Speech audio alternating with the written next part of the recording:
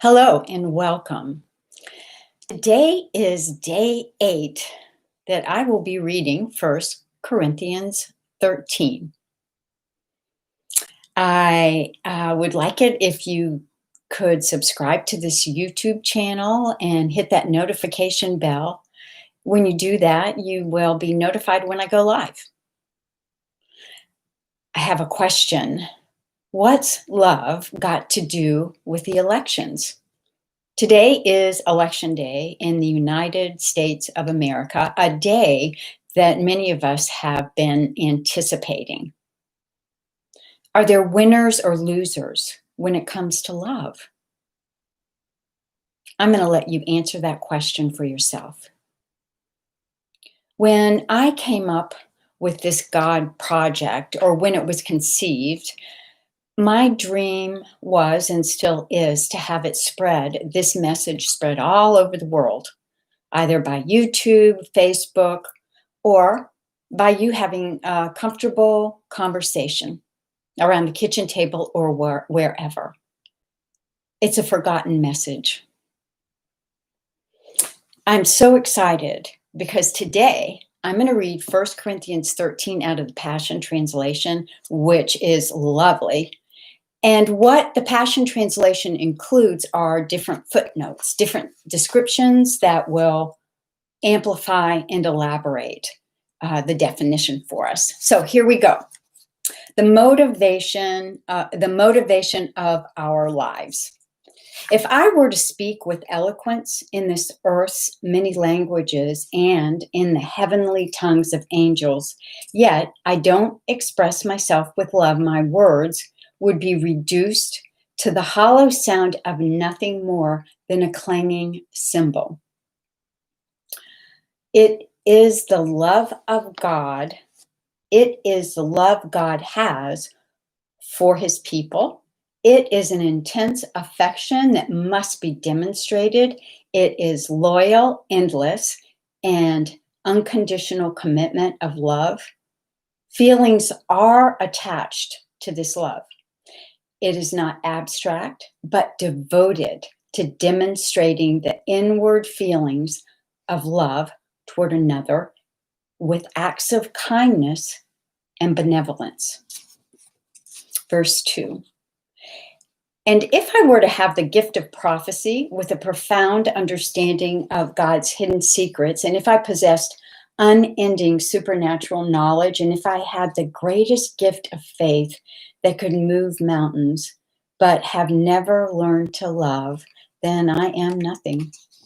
And if I were to be so generous as to give everything away, everything I own to feed the poor, and to offer my body to be burned as a martyr without the pure motive of love, I would gain nothing of value. Love is large and incredibly patient. Love is gentle and consistently kind to all. It refuses to be jealous when blessings come to someone else. Love does not brag about one's achievements nor inflate its own importance. And the footnote here says that love patiently endures mistreatment. This could mean that love is incredibly patient even during difficult relationships. Love transforms spirits. Verse 5, love doesn't traffic in shame and disrespect, nor selfishly seek its own honor. Love is not easily irritated or quick to offense, or resentful, or does not keep score. This is good. Love does not stare at evil. Love will overlook offenses and remain focused on what is good, refusing to hold resentment in our hearts. Love joyfully celebrates honesty and finds no delight in what is wrong. Love is a safe place of shelter, for it never stops believing the very best for others. Love never takes failure as defeat, for it never gives up. Here Paul is saying that love covers all things. It's like a roof that covers a house. Love does not focus on what is wrong, but will bear with the shortcomings of others, and like a roof, protects and shields. You could say that love springs no leak. It is a safe place that offers shelter, not exposure.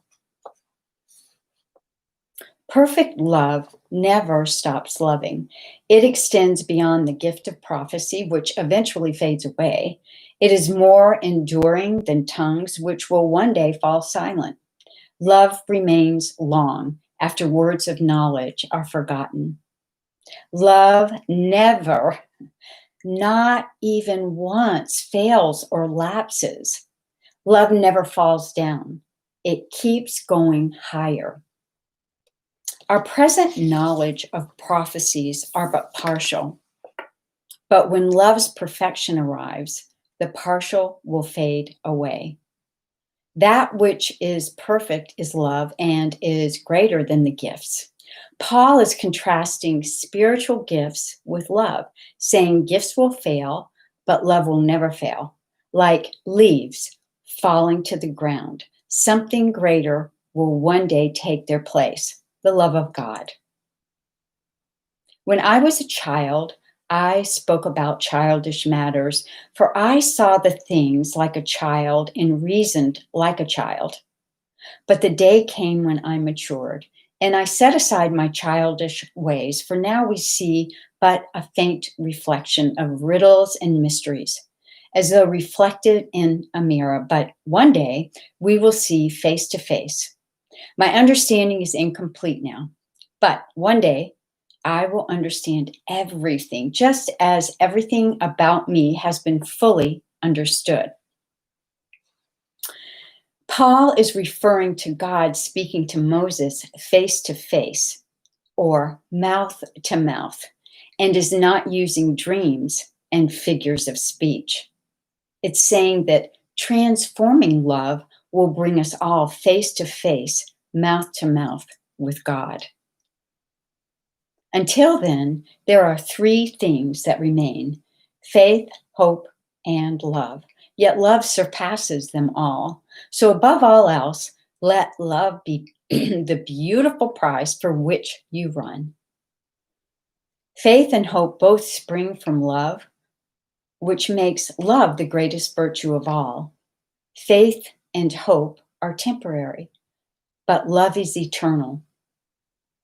Paul gives us 10 characteristics of divine love in this particular chapter. Love is patient under stress, is kind at all times, is generous, not envious, humble, not self-promoting, is never rude, does not manipulate by using shame, is not irritable or easily offended, celebrates honesty, does not focus on what is flawed, and is loyal to the very end. I want to thank you for joining in today. Don't forget to subscribe to my YouTube channel. Have a great day. Peace.